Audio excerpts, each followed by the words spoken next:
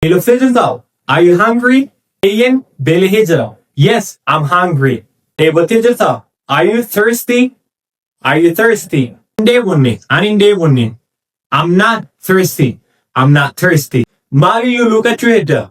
Mario, so much upset. What are you going to break a fast with?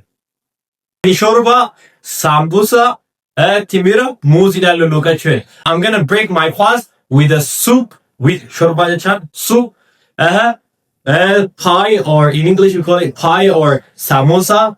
In the same time, date and banana. So Nilulfata, is fasting difficult? Ayen yung kagarasun so netati? Hinulfata. If you're not used to it, yeah, it could be difficult.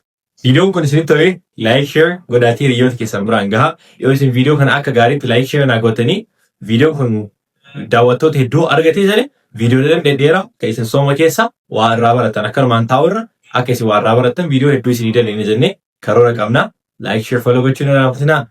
Peace out.